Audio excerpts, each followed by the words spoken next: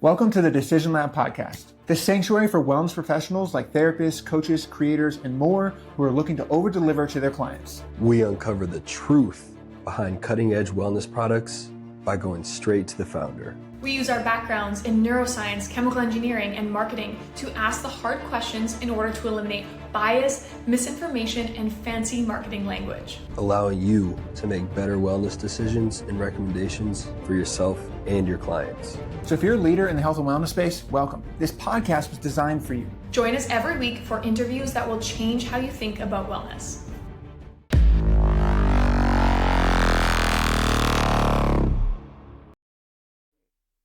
All right, everybody, welcome back to the Decision Lab. Pumped to have you here. Today, we are talking to Arthur. Pumped to have you on here. He's the CEO of Lifewrite, which is a revolutionary platform combining intentional writing with advanced AI to transform mental and physical well-being. He has 3 decades of experience in leadership, technology, personal development, and has now made it his life work to empower individuals to unlock their full potential using the transformative power of structured self-reflection and mindful writing to spark personal growth and meaningful change. I am pumped to dive in and ask some more questions about that as well. Thank you so much for hopping on the podcast today. Hey, looking forward to it. Heck yeah. So the first segment that we like to hit on actually is one that we don't necessarily prepare for our guests for because we like to surprise them. So we have a special message from somebody close to you that I'd love to play for everybody. Hello, Art, aka my dad.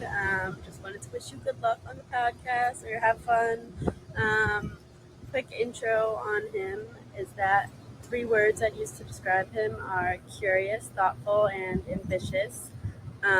He's impacted my life, obviously, just by being my dad and always being there to support me, whether that be through soccer games or just trying new things, encouraging me to take risks, knowing that he'd always have my back as well. He's a really, as I said, curious person, always wanting to learn, so I think he really tries to absorb everything he can while also helping others grow as well. And I think you'll see that as he talks about some of his goals and things he's working on now. So yeah, good luck. Bye, DBF. So tell us a little about who that was and what they mean to you. Well, did you hear that thing that she said at the end? It was kind of a secret code. I don't know if you caught that. But I wasn't sure what it meant. DBF? Is that right? So DBF is a secret code that we created. I don't know how, she was probably like 4 years old or something, maybe. Mm-hmm. She's out of college. She's working now. She got out of college a couple of years ago. But what it stands for is Dolphin Buddies Forever. And what we did was we actually created a secret handshake, which we still do to this day, 23 years later. And no, she's my only daughter and my only child, my wife and I, and she's awesome. And she's amazing. What else can I say about her? That was great to see that video. I didn't know that was coming. So that's awesome. Yep. It's a little surprise segment we like to do in front. That's if we can very get somebody cool. close. Yeah, that's very cool.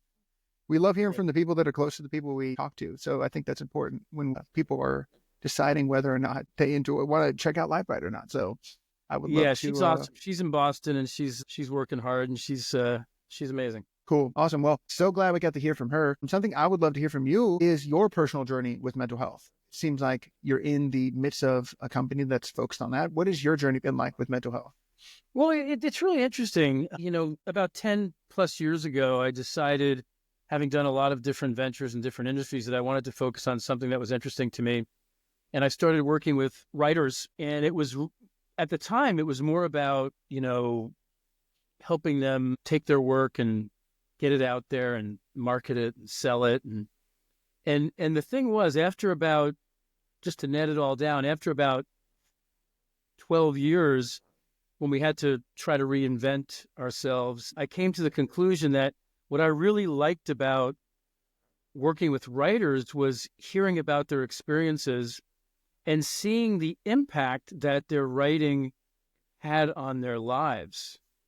I mean, that's what really got me juiced up. So when I was talking to a writer that was writing a book about their life or about some expertise they had, that's what really got me excited. So for 10 plus years, I did that. And we started Lifewrite. I started Lifewrite because I wanted to take that power that they were feeling and they were getting from writing and try to turn that into a quote unquote product that could be used by the masses. And that was kind of the beginnings of Lifewrite. But to give you an example, I mean, several years ago, we were working with an author. He's a famous guy, actually. His name was Augie Nieto. And he brought a work to us. It was a book that he had written. And we looked at it. And it was great. It was called Reciprocity. Oh. And he was the CEO of a company called Lifetime Fitness. And he started his career by creating what we commonly call the life cycle. So long story short, he manufactured all these life cycles. He tried to get them into health clubs, and no one would buy his life cycle. So what he did was he gave all his life cycles away to all the health clubs. And it was only then that the owners of these health clubs started doing business with him, because he had given them something for free. Then they all came back to him and said, we're going to buy your life cycle. And that was the beginning, obviously, of a very big industry. So he published his book, and we helped him with that. And it was 6 months later that I started reading the book, and I didn't even realize it, that the foreword was written by Lance Armstrong. But in the very back of the book, he talked about himself and what he did. And I never really gone back there and read the last part of the book. But what he did was, what he wrote was, I'm writing this book. I have ALS. I've written this book with my big toe, literally. And this is kind of my, one of my life's works before I end my journey. Wow. So, and this is just one of many stories of people that, kind of use writing as a way to embrace life and to feel good about what they had accomplished or what they were accomplishing. And that's kind of what started me thinking differently about writing. Forget about writing books and trying to sell them. It was more about the journey and using writing and using the written word to bring power and mental and physical well-being. So that was kind of the start of it.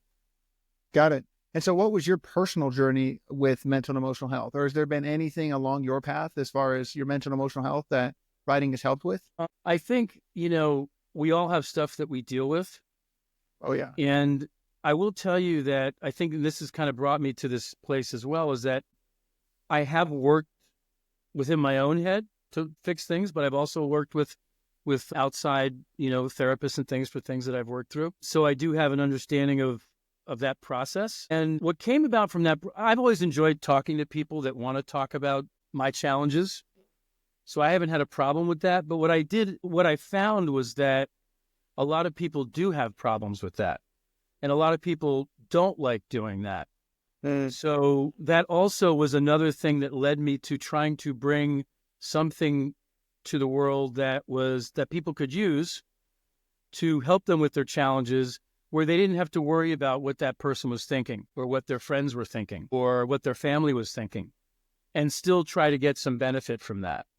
So my personal experience obviously brought a lot of information to that thinking. Obviously, we're in a place right now where, another story. So back during COVID, obviously that was a big transformational time for a lot of people. And we actually, I didn't bring this up in our early conversations, Cody, but we actually wrote a book called The Corona Silver Linings. And it was by our Lifewrite nonprofit. And it was 70 essays from people that were experiencing COVID at the time. And let me just, Wow. I pulled this out. I wanted to read this, if that's okay, because it's kind of interesting. This was one person that wrote an essay for the book. This was the book. It was called Corona Silver Linings.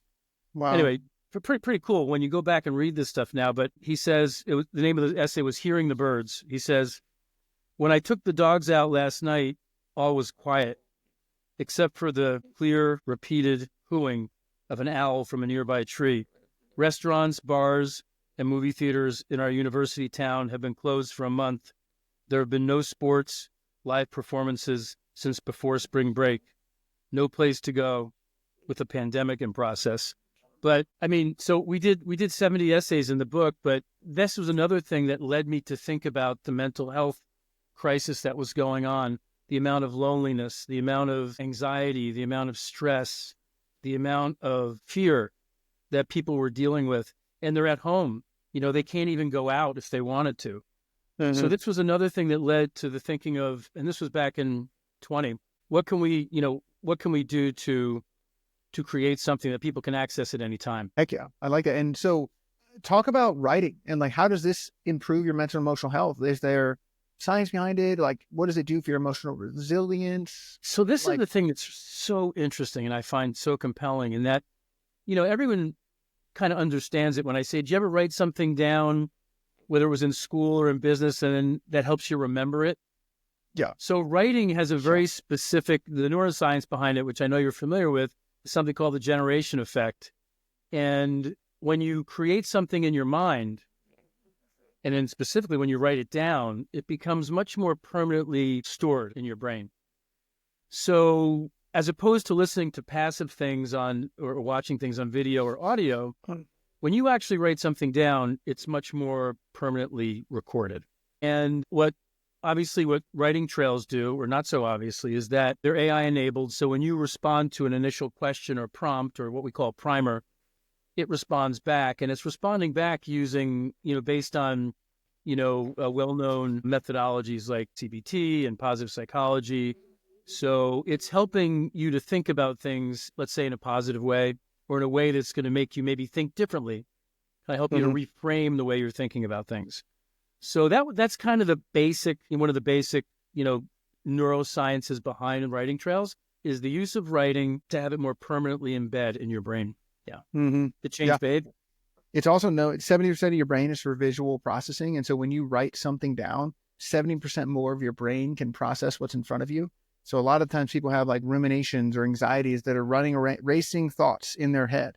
But when they put them down on a piece of paper, more of their brain can actually access what's happening. And so writing is very, very powerful. One of the most well studied and adopted tools for improving mental and emotional health. So I love it. I'm here for it. It's so interesting. Don't let me talk too much here. But when I started looking at it more deeply, obviously we've been writing in the way we know it, for about 5,000 years. I mean, other types of writing has been around longer, but so for 5,000 years we've been honing this craft. And some of my associates don't like when I bring this up, but and I just wrote a blog on it. I just wrote a blog on it because I think it's fascinating. So, we're coming up, Halloween's coming, and, there's talk of witchcraft and spells and things. And the reality is that spells and witchcraft are actually based on some of the same tenets that we're using. I mean, they use writing and speaking in certain ways to create either very positive outcomes, or in some cases, as we watch in some movies that we watch, some negative outcomes, right? So the idea of using writing to get a response from people has been around for many, many years. This isn't something new. So anyway, in looking at this, I was like, wow, I mean, someone must be doing a lot here. Some of the most recent research by Pennebaker back in the 80s, where he, did some initial research on expressive writing. I mean, it's out there. There's a lot of research out there on how writing can help you with trauma and challenges that you may have, just like meditation. But there's another side to it too. I mean, there's the whole side of, performance, I mean, we're working with the USTA now because I'm a big tennis player. Back in 2018, I don't know if you saw it, but Osaka, the woman tennis player, there was a big thing about her mental health, the stress of tennis. And I was looking at this going, wow, she is stressed. So now she had stresses because of the pressure of like a super athlete being in front of millions of people playing one-on-one against someone. She just couldn't handle it. So there's that pressure in the sport, but then there's also the mental challenges of any sport, where I claim in tennis, about 50% is probably mental and 50% is physical. So there's a lot of ways you can use writing. Obviously, visualization, athletes use visualization, but there wasn't anyone I knew that was using writing as a way to, create a more, a higher performing environment for athletes. And did you find that, or have you found anything about that, or did you start doing some of that yourself? Oh yeah. So I'm a USTA player, so I play tournaments, and I can tell you that the mental component is huge. particularly not only with the pros. Remember, the pros are only a small number of folks, right? Maybe 1,000. Obviously, the top pros maybe 100. But the adult leagues, the adult players that play USTA tennis in New England, it's about 15,000 players that play tournaments on a regular basis. Wow, I would not have guessed. USTA membership's about 1 million or 800,000 nationally. So that's just one sport. So I found that very interesting. So it's not only dealing with the same challenges you might use a meditation app for, like sleep and anxiety and loneliness and some of those things. You can use writing for that too. But I really like the idea that we could take it to the next level and use it for performance and getting that extra edge. Mm-hmm. Interesting. And how specifically do you do that? How does it help with performance specifically?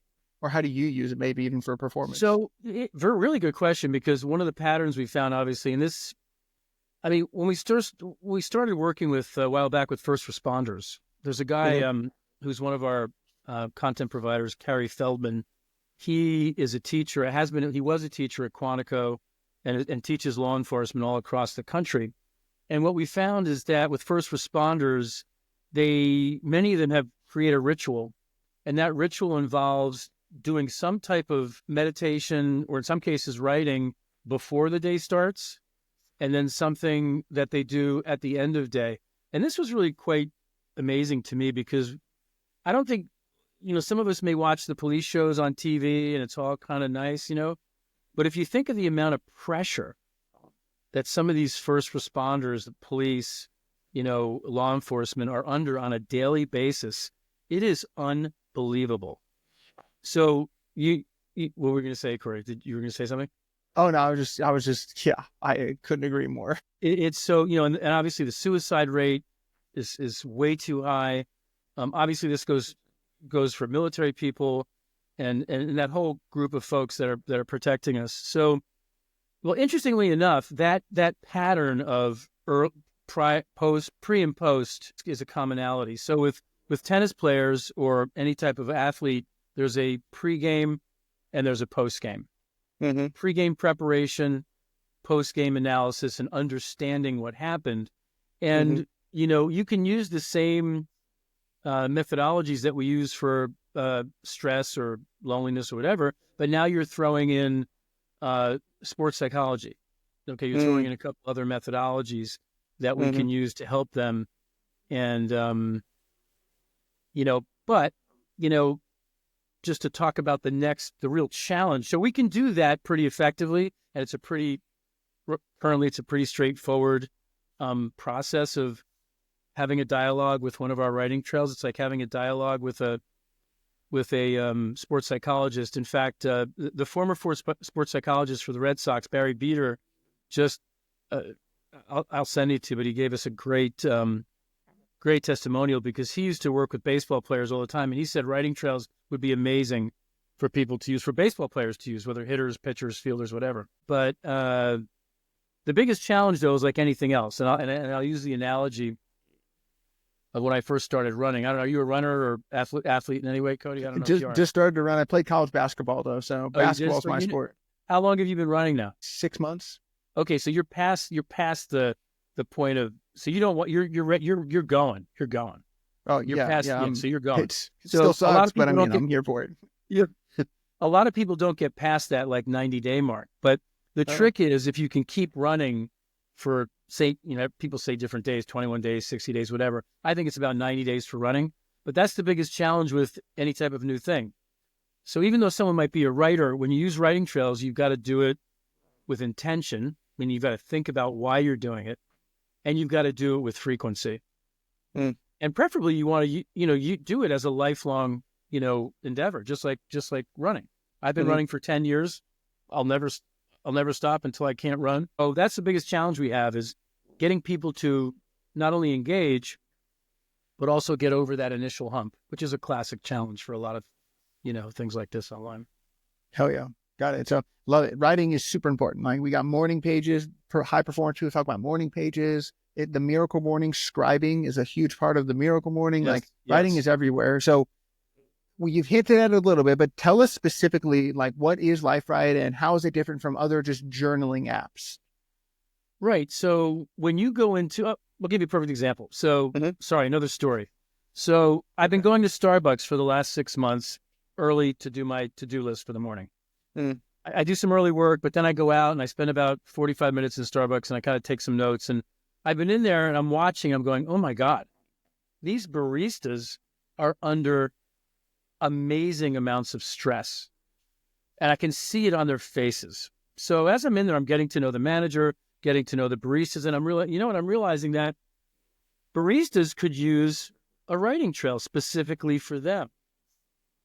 So the cool thing about writing trails is that I can pretty efficiently create a writing trail and send it out for baristas. And I did that. So this barista writing trail will use specific content that's very relatable to a barista. So it's what you might call application specific or challenge specific. And it's also incorporating some of those other methodologies as well. CBT, positive psychology. So they can go in, we ask them a question, an initial question, they respond, and they can have a dialogue and work through, whether it's pre going into the shop or post going into the shop. Now, there's a continuation of that, which is really exciting. So I did that with the barista writing trail. So that's very specific. So I haven't seen anyone do that. Okay. It's basically targeting, writing trail targeting. So we can target specific personas with a specific solution. The other thing I noticed when I was in there was that at the time, which is going on right now, Starbucks is having a very difficult challenge with their company. A new CEO came in. The guy from Chipotle is now running the company. Just came in 2 weeks ago. I heard about this, yeah. And they're having some mission drift. Soul of the company isn't there. So I'm thinking, wow, I'm going to write a trail that targets Starbucks employees, that helps them get their mission back, get their soul back. So I created a trail for Starbucks employees that any Starbucks employee can use that's going to then give them support for getting that mission drift back. So for someone who doesn't know what a writing trail, explain Lifewrite. Just like pretend someone has never heard of Lifewrite. Right. Like, what is Lifewrite? And then maybe explain what trails are and stuff. So when I think of Lifewrite, and I think of what I want it to look like in the future, think of iTunes for wellness, okay? You're going to click on an image per se, and that image is going to say, can't sleep. You click on that, it goes to a page, and there's a description of the writing trail. There's an audio component that tells you what the writing trail is. And then right below that is an initial prompt. And it's going to say, what is it about your life right now that's making it hard to sleep, or whatever the primer may be? You then respond to that with intention in a kind of a chat GPT type window. And it then responds with questions that we have provided some parameters around that are going to help you work through that challenge. And it's all in your own head. So it's all you and the computer screen or the phone. And you can go as long as you want with that to try to work through that challenge. Once you're done with that, it's saved, it's emailed to you, and it's also in a place where you can go back to look at it later if you want to look at it later. Remember, this is fairly early days for Lifewrite, so we're doing a lot of validation, a lot of exploration on with our products. Just like Calm.com, before they realized that it was people using their meditations to go to sleep. I think we're still kind of in that mode of trying to figure out exactly where we're going to be. But that, simply put, that's what it is. So it's, we have different types of writing trails. We have trails that we call chat trails, which are the ones I described, which are basically take into consideration, basic challenges that you might see on Calm.com. Then we have ancient trails. So ancient trails are having a dialogue and dealing with something that's on your mind, whether it be a challenge or an interest, with ancient philosophers, Socrates, Play-Doh. Wow. Yeah, it's very cool. It's very cool. I mean, I've, so, and that's another way to kind of deal with certain things that you're thinking about, and then there's, well, we haven't, one of our first trails was called a meditation trail. And this was a non-AI enabled trail that we have about 12 of them in there. We stopped doing those, but they're structured trails. They're fixed and they take you through a structured process that we know. Now, most of our trails now are based on, I'm just looking over here to take a quick look, are based on using AI and are AI enabled. All of our trails are AI enabled now. So chat trails, ancient trails, meditation trails, and we have a new one that we're bringing out now called expert trails, which I think I mentioned briefly, which we're announcing actually publicly right now for the first time. Cool. We're not kind of low-key announcement. We're looking for experts that we can collaborate with. So there's two types of trails, right? There's ones that we create in-house. We've got about 60 of them out on the site right now. We've got hundreds in the queue. But our next level of validation will be working with experts who maybe have written a book, in the personal development area or self-help.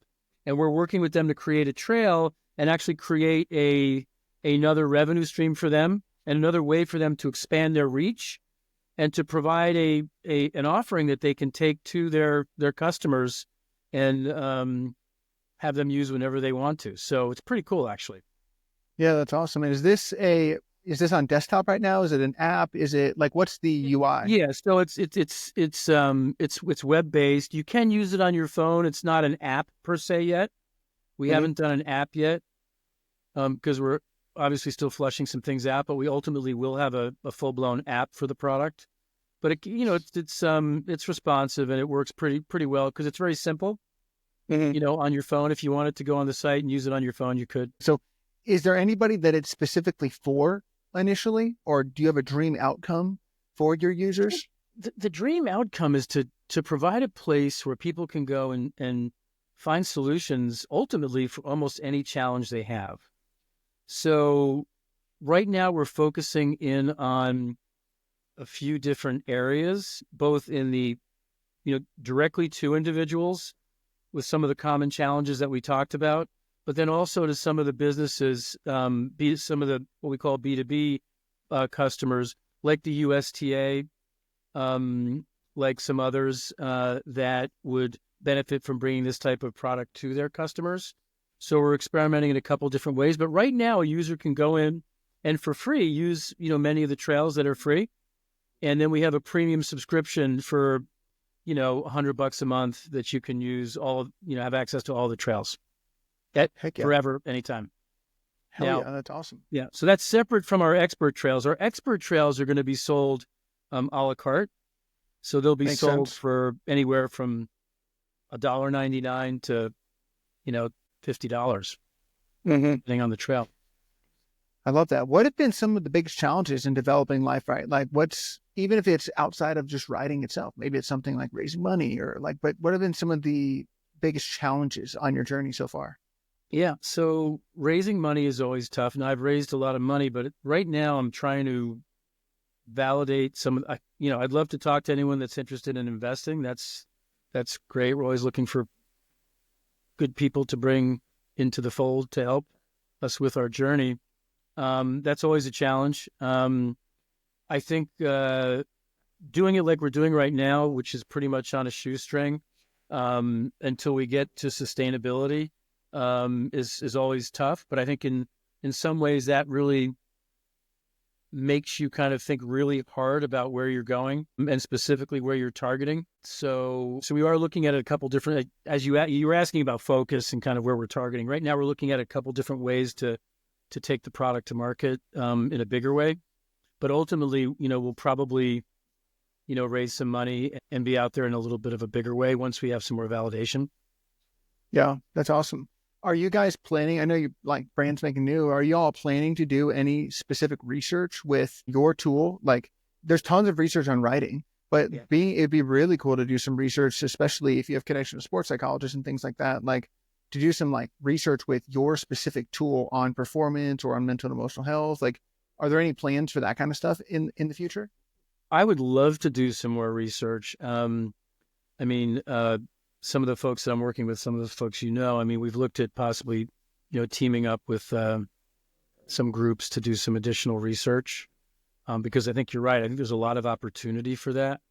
So yeah, we'd love to do that. See some more research around this kind of stuff too. Maybe we can get you involved in that, Cody. Yeah, that'd be fun. I would be more than happy to chat about it. I love mental and emotional health. And there's tons of research around the concept, and we work and talk to a lot of products on here that have like red light therapy. There's a lot of research on red light therapy, but that does not mean that your specific product that uses red light therapy has research on it. So I always love when specific products already have research or have plans to do it. So yeah, I mean, kind of you go. No, go. It's kind of time for me to play a little bit like skeptical buyer. I love kind of like doing some anti-questions a little bit. So like, who would be the wrong person to buy Lifewrite or to get Lifewrite and use it? The wrong person is the person that doesn't believe in, taking the time to try something different. I mean, I think it has to be someone that's looking for a way to bring about change, positive change. If you're not looking for that, I mean, one of the challenges I think I've always looked at is some of my friends that I know, they say, Art, I'm not a writer. I'm like, God, you don't need to be a writer.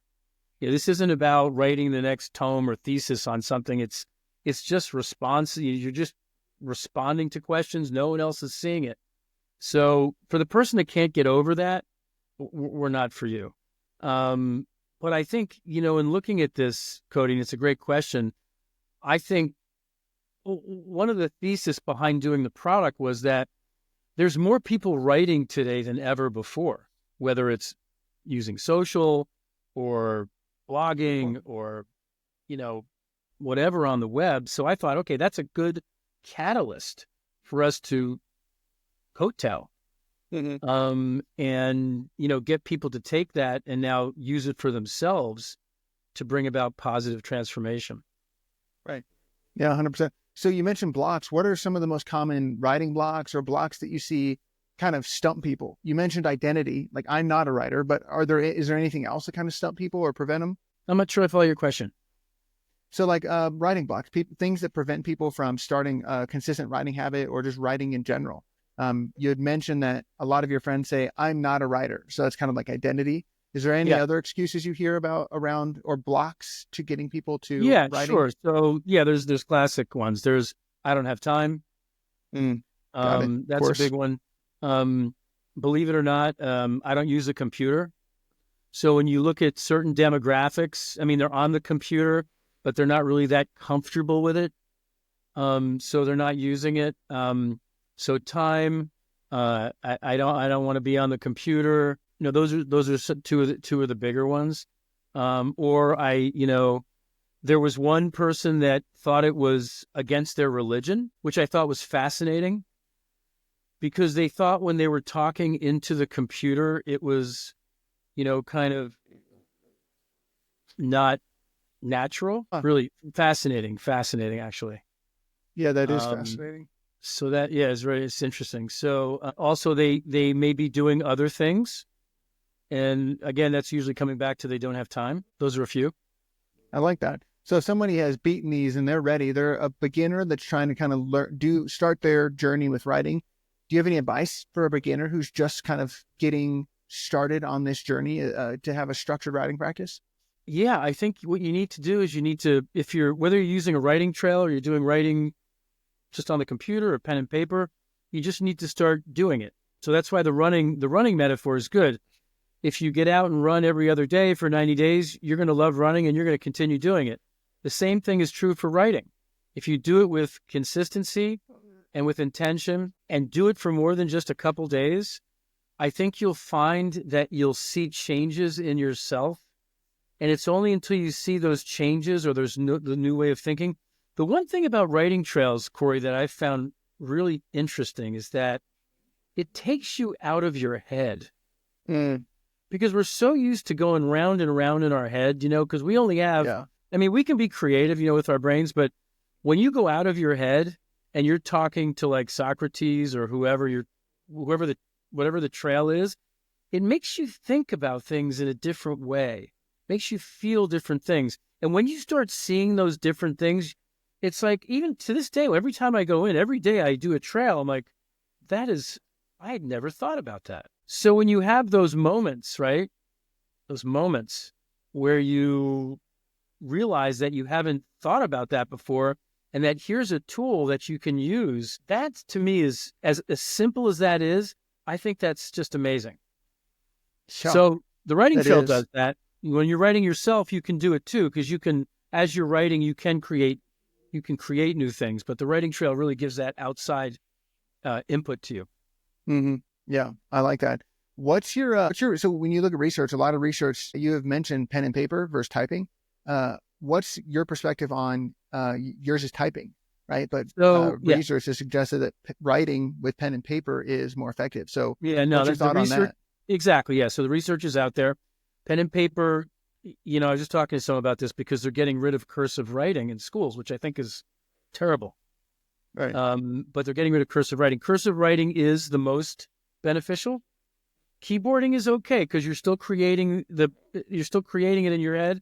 It's outputting with keyboard, not quite as effective as cursive, right? So one of the things I was looking at was, I don't know if you've seen that new, it's so hard to do. You can do it with a pen computer, but there's that new Remarkable product that's out there that looks really interesting. But if you can, ultimately, maybe we make a connection to, some pen computing so that you can use a pen and paper like product for those people that like to do cursive writing. That's interesting. It's a little bit complicated. It requires more technology, but we've come a long way with writing like that. So it's a possibility. Yeah, maybe not for the MVP, but that could be cool. Or an Apple Pen integration or something. Exactly. Yes. Yeah. Down the road, that'd be cool. Yeah, that'd be super cool. interesting. It's kind of a wild, random question, but you're around a lot of writers. You talk to a lot of writers. You have a writing thing. If someone has writing block, like writer's block, like they are a writer, but they have writer's block, any wild tips or tricks that you've heard in relation to breaking that, or any that you use yourself? Yeah. So the one I use all the time is physical. So, when you're sitting in a chair like this and you're writing, whether it's keyboard or whatever, you're stuck in this state. So you got to change your state. I mean, you got to change your state. So I didn't mention all of the things that are important when you're sitting down to write. And that's something that we're looking at in the future. It's part of our algorithm. So it's not only your location, lighting. Ask me, I've got a good vibration story for you. Vibrations, sounds, all kinds of things that will enhance the writing experience. When I was doing other business things and I was building a business in other areas, I was a big late night writer. So one of the things that I used really effectively was music. Yeah. I would use a very specific bunch of songs. They were actually Celtic songs that I'd put on, and they would take me into this mode of, I could write forever. And it was just that Celtic music. Now, obviously, there's all kinds of music out now that uses different types of technology. Those are good too, neural, beats and stuff. So binaural beats, and there's all kinds of new stuff coming out on that. But I think music is a big way. But what I was getting to is physical. So when I want to really break my state, I'll go and do some physical activity. I've got a couple barbells in here that I'll just pick up and just do some physical activity and get my state changed. Or I'll go outside and just take a walk, and that's another big area that's near and dear to me. That's nature. So the idea of writing trails didn't come out of the blue. It's kind of I think there's a connection to nature. And I think nature can be a big part of a writer's quiver, if you will. Yeah, for sure. So, I think getting outside and changing your state is really important. That's nothing new, but I think a lot of writers, I hate to say this, but of the hundreds and hundreds of writers I've spoken to, many of them were not in great shape. Now, the reason for that is that a lot of them were heavy readers, heavy writers. They were inside a lot. They weren't outside a lot. So I think changing that state, getting outside, doing something physical, getting out into nature, I think is or doing some type of physical activity is a great way to get over writer's block. But Hell yeah. another thing for Well, I writer's like block that too one. is that, so you asked me this too, I've done too much on this with the writers. Sometimes it's not about writer's block. It's just about just write, don't forget about the writer's block, just write whatever, no matter how bad you think it is, just write, just write, and it'll, that sometimes can work too. Nice. I like that. That's a good one. So let's talk a little bit of the future. Like what do you see as the future of writing as a tool for personal and emotional well-being? Especially you integrate AI. Like some people would be like, oh, that's kind of bastardizing writing in a way. They would say that. Like, but what is your perspective on the future? I mean, our tool could be used to have you become a better writer. But what I didn't want to do is create a product that was about being a better writer. What I wanted to do is create a tool that was making you a better writer for your mental health and well-being. Nice. So it's not about, and what you'll find is that as you write more, you will become a better writer. But in our case, the focus is using writing to enhance mental and physical well-being. It's not about, creating the next great writer. So, but to your point, AI is so amazing. The more I look at it, the more I'm not really sure what is going to happen, because it is moving so fast. It is getting so incredibly useful. Every day I try to think, okay, just from a business perspective, how am I going to remain competitive? How am I going to provide the next best solution out there when things are just changing so fast? And the only thing I can do there is focus on, as you were asking, perfectly, focus on the person who's got a challenge. Focus on that specific, what can I do that's going to be very specialized? How can I focus on the barista? How can I focus on the Boy Scout? How can I focus on, whoever it is that has a stressful problem, and make it specific to that person? Try to be as focused as I can on their specific problems. That's kind of where I see us going and staying there.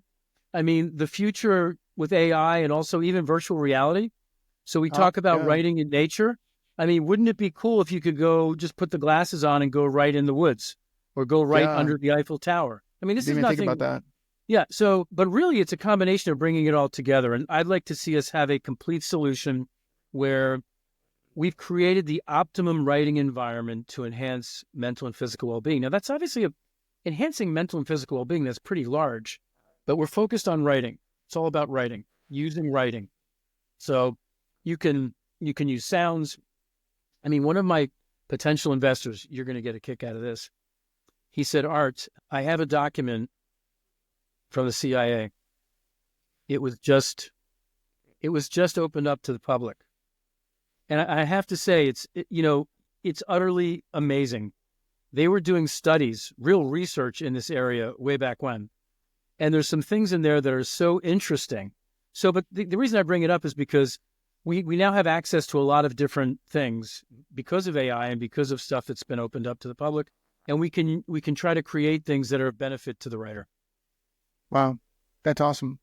I love how passionate you are about this. What is the fuel for you on this? Like, what makes you willing to wake up every day and grind on this? Like, what is the thing, the light in the tunnel for you that you're running towards or away from, I guess? It's when we were talking about writers, I said, the author I was talking to that was on the battlefield with Patton, and he's telling me how he worked with Patton. I mean, to me, that's just goosebump stuff, right? It's amazing, right? But in this world with Lifewrite, it's about, okay, I'm sitting down at Starbucks and I come up with a solution for the 400,000 baristas that are there. And I can get it out to them and offer them a cure, quote unquote cure, potential cure for some of their stresses. To me, that's amazing. So impact, it's your ability to impact. It's the impact. Yes, the impact you can have on people with something that I think is really cool. So that to me has got my juices flowing. And then the vision in the beginning was, wow, you could create this iTunes for wellness where people from around the world could have very quick access to all these different solutions. whether they were generic for sleep or specific to the barista. And to me, that would be very cool. And I think we could, still sounds good to me. I haven't seen anyone doing anything exactly like it. So I like that's it. what's I love that. keeping me All going. right, so as we kind of bring it in for a landing, we have some signature questions we like to ask our guests. I'm sorry, I have to leave. I'm just kidding. Yeah. No kidding. Now you're in the hot seat. God. No, these questions are fun generally. Okay. The first one though is, what's a question that you wish more people asked you? What's a question I wish more people would ask me? Oh, it's a good question. That is a signature question. Thanks. I guess the question I'd like to hear more is, if I don't ask it, is what can I do as the customer to help improve your product? Okay. So if I was a customer, what could I do to help improve Lifewrite? You can give me feedback on what you'd like to see in the product. Nice. It's kind of reverse. How would I do question, that? Right. Well, you can. There's actually there's a link on the site right below that says feedback, right in the lower right-hand corner. You can click on that and provide feedback. We'd love to hear that. Or you can email us directly at info@lifewrite.ai and provide feedback. We love to hear from people. One of the things I mentioned is we're launching this trail creation program. If you go to the site and you go under writing trails, it says Trail Creator Program. We're looking for people to give us feedback on that program right now. That's what we need to hear. We need more feedback. We want to hear what we're doing right, what we're doing wrong, and how we can improve the product. Hell yeah. I love people who are open to feedback. Yeah. All right. Next one is, what important truth do very few people agree with you on? Peter Thiel question. Oh God, that's a little bit of a dangerous question. Yes, it is. What truth? Yeah. What important truth do very few people agree with you on? Very few people agree with me on. I believe, and I don't know if I can say, I don't know. I'm an eternal optimist. So I know a lot of people are optimists, but I believe anyone can do anything. I'll tell you, this is a little bit controversial. Okay. That's okay. That's what the point of this question is. So I believe in what I'll call natural law. Okay. Natural law. And I kind of believe we can do anything as humans, and it's within our power to do just about anything. And I believe that the universe we're all connected, and that I wish more people would think that. Hell yeah. And that they could do anything. That we can do anything, that we're all connected. Yeah. Yeah. Heck yeah. Which then we all can do anything, like together too, then it sounds like. Yes. It's a tough question. I'd almost like to think about that a little bit more. That is another signature question. I like that. I love it. All right. Next one is way easier, promise. But what's a partnership or connection that would really help you outside of just giving you money? There's a lot of those. Well, aside from the customer connection, so yeah, what I'd like to have actually is, from a partnership perspective, which isn't really about money. I don't really care about money. It's working with another company that is working with a lot of people with mental and physical challenges that we could partner with in a complementary way to jointly, better understand who we're serving. We've been kind of stuck in the product for a while, and we're just starting to branch out to try to get some partnerships together. So now that could be an individual, that could be a company. I mean, it could be someone that's in the field that wants to work with us from an advisory perspective. It could be a company that's serving people right now in some way that might be complementary. But right now, we've been kind of underground for a while. We haven't been out and, exposing ourselves too much. So we've been almost kind of in stealth mode, but we're about to come out and start talking more about what we're doing. So I think someone that's in the space, that has been working there, that think they can help us and provide some additional value. I might have a good connection. I met a guy today, or I talked to a guy today. His name's Wes Woodson.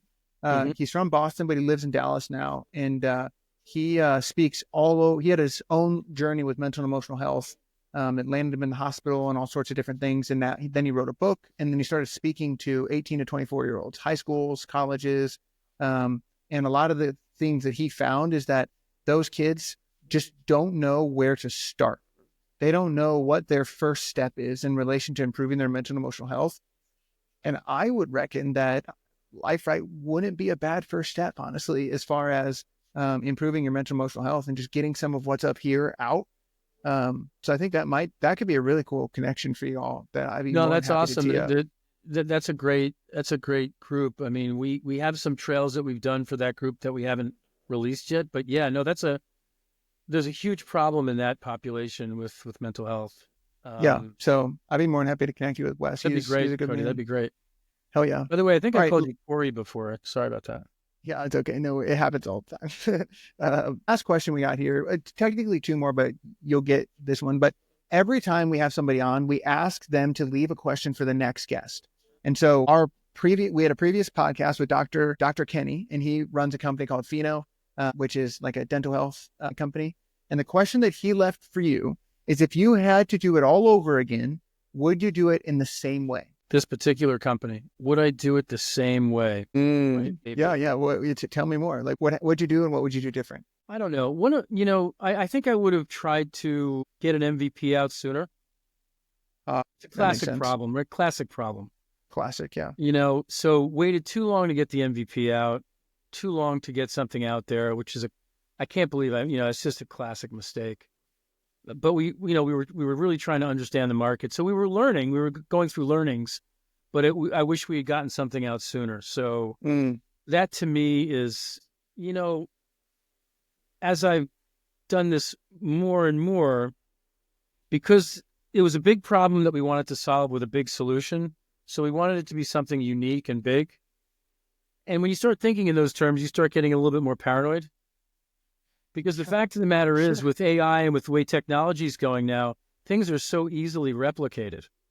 So if it was a great idea, it is, someone could replicate it fairly quickly and put the money in and drive it. So you have to kind of balance that. So, but I do think we should have gotten out sooner with something. Yeah. Got it. Okay. And then, so now it's your turn. So we have another guest later this afternoon, actually. So who or what question would you like to leave for our next guest? You don't know who they are, but just what question would you leave for them? Well, I'm gonna go right to that one that we were just talking about, which I think is mind blowing. Is this a person that owns a business? Yeah, they'll be a founder of a company like you. Okay. How do you intend to compete, knowing that AI is going to have such a significant impact on your business? How do you frame that? How do you ensure that you can be competitive in the future, knowing the speed of AI and how it's moving? Got it. And when you get that answer, or make sure I get that, Cody. Yeah, I got you. I would love to hear your response to that. What is your response to that question for Lifewrite? I think you've got to stay on top of what's going on, but I think once again, it's a classic answer. It's the only answer I can come up with, because if you think too hard about it, if you watch the daily reviews of what's coming out on a regular basis, it's almost like, throws you into a state of, shock. But I think you got to focus on the customer, and you've got to focus on providing as much as focus on providing some differentiated value with what you know, and that's all you can do. You can't do anything else. Now I think, Cody, you brought up a good thing. You can get out there and try to do some research and continue to be unique. I think that's got to be where you go. You got to try to continue to provide a differentiated solution. But, when you can program AI to kind of come up with differentiated solutions at the tune of 10,000 a second or something, it's crazy. So I would say you got to focus on the customer, focus on your audience, and provide them a solution that they're going to use. And if it's a business and not a nonprofit, that they're going to pay for. Hell yeah. One thing in relation to your product specifically, you mentioned earlier, is the experts trails that you were talking about. I really think that makes y'all unique, because the pitch is, yeah, you can go use our competitor who uses only AI, but it's not a prompt from Dr. Laura or Dr. So-and-so, like in a specific to this expert, a human being behind this prompt or behind this trail or whatever. I feel like that is a really cool differentiator that could keep you ahead as well. I agree 100%. Well, our house trails, as I call them, are great. They're generic, but yeah, once you get the thought leaders and you collaborate with them and you create trails based on their content, I think it's pretty cool. Right. Yeah. And it's not AI, because I really think there's going to be a ton of AI that we're going to go regress back to human. It's like, okay, these are 4 questions Taylor Swift asks herself every day, and it's only on Lifewrite, and it's not AI, right? It came right from Taylor Swift, a human being's brain or something. Like, I feel like that is, I don't know, something I just thought about as you asked that, because that's a great question. I love that question. So you're hitting on one of the key things that's scary to me, and that is that, I forget what the movie was with Bruce Willis when they're sitting in the chair and their robots are out in the world living their lives. I don't know if you've ever seen that. I've seen that. Surrogate is what it's called. What is it called? Surrogate. Yeah, right. So the idea of totally separating from yourself and using technology to do everything is really scary. And I think, I don't know what your opinion is, but what is your opinion about AI? What do you think? How do we manage it? I think it could be a great tool for like helping us be more human and do more of what makes us the best at what we do. I think about it as a tool. I think about it as not something that's going to escape us. I'm also someone who has a really deep understanding of like the brain and nervous system. And like, I really know the difference between human intelligence and robotic intelligence at the current moment. So I really think it could be a great tool, but I do think that there's still things that make us human that are going to be harder to replace. But I do really feel like it'll give us more time back to be more human, long term. When you look at it, you ever heard of the bank teller example? No. So back in the day, when ATMs came out, there was a humongous thing that technology is going to replace bank tellers. I can't believe it. Like, the bank tellers were going on strike. And then ATMs came out. And 5 years later, there were 4 times as many bank tellers that were hired as previous, because banks were more efficient and they could open more branches. And so it actually helped more bank tellers get jobs as opposed to replacing them. And so I really feel like in the long arc of history of some of this stuff, it'll look something more directionally like that than like doomsday, personally. Yeah, it's because you can see the other side pretty clearly. I mean, I was amazed at the airport recently how many of these shops are now kiosk driven. That's not even, using AI to its anywhere near its capacity or potential, but it's going to be interesting to see what happens. I think it's going to open the door for so many solutions and cures, and I mean the positives are incredible. Mm-hmm. Yeah, not to ignore or be ignorant of negative downside effects and things like that, but I mean, I'm an optimist like yourself as well. So, I mean, I can't help myself but see the positive side. Yeah, no, I'm with you. I mean, I think it's just like when it's a little bit, I think it's actually a little bigger than the internet. I mean, the internet's kind of the pipe, right? We got the communication network now. Now we're communicating ideas and doing stuff through the pipes. We have that set up. Now we've got the content that's going to get interesting and crazy, but we'll see. Yeah, I agree. So, cool. Well, what a great way to end it. I appreciate you taking so much time to hop on with us. We weren't writing today, but we were talking. So I do appreciate you sharing your ideas with us. Cody, thanks, man. Hell yeah. Is there anything you'd want to leave people with or direct their attention towards? I think just one thing, we're launching this trail creation program, and we are looking for people that, and you don't necessarily need to have written a book, but if you're a thought leader and you've got some methodologies and you've got some things that you use, we'd like to talk to you about potentially taking that content and collaborating with you on a trail. And if you're interested in doing that, if you go to the Trail Creator link that comes right off the Writing Trail navigation up top, or just send an email to info@lifewrite.ai. I'd love to talk to you and hear what you're thinking. And I mean that, and I'll respond to every email, and I'd love to get on the phone with some folks and really hear what you're thinking. Heck yeah. Cool. Awesome. And we'll put all the links in the show description as well, so people can click on those on YouTube. So appreciate you hopping on, and thank you everybody for joining us today.